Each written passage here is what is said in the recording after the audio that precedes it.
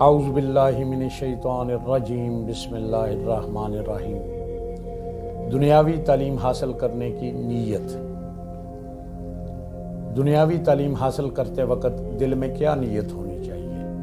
سب سے پہلے تو دینی تعلیم یعنی فرض علوم حاصل کریں، جیسے اولاً اپنے عقائد معلوم ہوں، ضرورت کے مسائل معلوم ہوں، رمضان شریف آ رہا ہے تو اس کے مسائل معلوم ہوں، نماز فرض ہے تو نماز کے مسائل معلوم ہوں، نکاح کرنا چاہتا ہے تو نکاح کے ضروری مسائل معلوم ہوں، وضو اور غسل کے مسائل معلوم ہوں، یوں ہی تجارت کرنا چاہتا ہے تو تجارت کے مسائل معلوم ہوں۔ یہ سب فرض علوم ہیں۔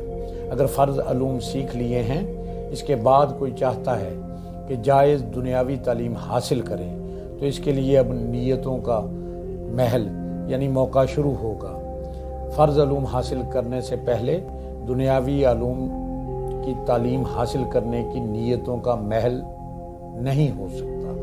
دنیاوی تعلیم حاصل کرنے میں یہ نیت ہو سکتی ہے کہ مثلا میں فلاں فن سیکھوں گا تاکہ مجھے اچھی اور جائز نوکری مل جائے اور اس میں مجھے واجبی حلال تنخواہ مل جائے تاکہ میں اپنے ماں باپ، اپنے اہل و عیال کی خدمت کر سکوں اور اپنے بال بچوں کا پیٹ بھر سکوں۔